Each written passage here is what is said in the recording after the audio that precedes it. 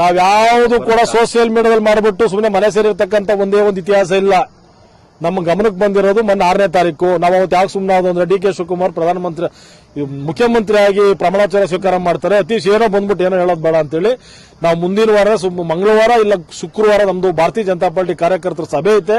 ಆ ಸಭೆಯಲ್ಲಿ ನಮ್ಮ ನಾಯಕರುಗಳು ಕೂಡ ಎಲ್ಲ ಇರ್ತಾರೆ. ನಾವು ಸಭೆ ಮುಗಿಸ್ಕೊಂಡು ಸೀದಾ ಡೈರೆಕ್ಟ್ ಆಗಿ ತಾಲೂಕು ಆಫೀಸ್ ಮುಂದೆ ಬರ್ತೀವಿ. ಫಸ್ಟ್ ಒಂದು ಮೆಮೊರಾಂಡಮ್ ಕೊಡ್ತೀವಿ. ತಹಸೀಲ್ದಾರ್ ಏನ ಕ್ಲಿಯರ್ ಮಾಡ್ಲಿಕ್ಕೆ ಆದೇಶ ಮಾಡಲಿಲ್ಲ ಅಂದ್ರೆ ನಮ್ದೆಲ್ಲ ಟೆಂಟು, ನಮ್ದೆಲ್ಲ ದಿಂಬು, ಎಲ್ಲಾ ಚಾಪೆಲ್ಲೂ ಕೂಡ ತಾಲೂಕು ಆಫೀಸ್ ಮುಂದೆ ಇರ್ತದೆ.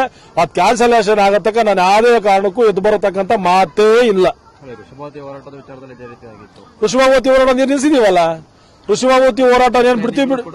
ಎಲ್ಲೂ ಕೂಡ ಪೈಪ್ ಲೈನ್ ಮಾಡ್ಲಿಕ್ಕೆ ಯಾರು ಬಿಡ್ತಾ ಇಲ್ಲ, ನಮ್ಮ ಕಾರ್ಯಕರ್ತರು ಕೂಡ ಬಿಡ್ತಾ ಇಲ್ಲ. ಪೈಪ್ ಲೈನ್ ಕದ್ದು ಮುಚ್ಚಿ ಮಾಡಿ ನನಗೆ ಗೊತ್ತಾಯ್ತು. ಅದ್ರ ಬಗ್ಗೆ ಎಲ್ಲ ಕೂಡ ಇವರೇನ ಮ್ಯಾನುಫ್ಯಾಕ್ಚರ್ ಮಾಡ್ಬಿಟ್ಟು ಬಿಲ್ ಮಾಡಿಸ್ತಾರೆ ಅಂತೇಳಿ ನಾವು ಅಲ್ಲಿ ಆಡಿಟ್ ಪೇರ್ಗೆ ಹಾಕಿಬಿಟ್ಟು ಎಲ್ಲ RTL ಎಲ್ಲ ತೆಗೆಸ್ಕೊಂತೀವಿ. ಇವತ್ತು ಮಾಡ್ತಾ ಇಲ್ಲ ತಿಳ್ಕೊಂಡು ನಾವು ಸುಮ್ಮನಿದ್ದೀವಿ.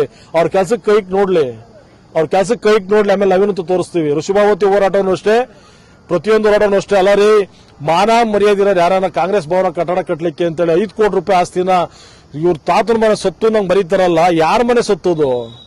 ಹಂಗ್ ಕೊಡಂಗಿರೋ ರಾಷ್ಟ್ರೀಯ ಪಕ್ಷ ಭಾರತೀಯ ಜನತಾ ಪಾರ್ಟಿ ಕೊಡ್ಲಿ, ಜೆಡಿಎಸ್ ಕೊಡ್ಲಿ, ಕರ್ನಾಟಕ ಪ್ರಾದೇಶಿಕ ಪಕ್ಷ ಜೆಡಿಎಸ್ ಪಕ್ಷ ಕೊಡ್ಲಿ, KRS ಪಾರ್ಟಿ ಓಡಾಡ್ತಾರೆ ಅವ್ರಿಗೂ ಕೊಡ್ಲಿ, ಸಂಯುಕ್ತ ಜನತಾದಳ ಓಡಾಡ್ತಾರೆ ಅವ್ರಿಗೂ ಕೊಡ್ಲಿ. ಇವರೊಬ್ಬರಿಗೆ ಮಾಡ್ಕೋಬೇಕು. ಸರ್ಕಾರಿ ಜಾಗ ಆದೇಶ ಮಾಡ್ಲಿಕ್ಕೆ ಇವ್ರು ಯಾರು?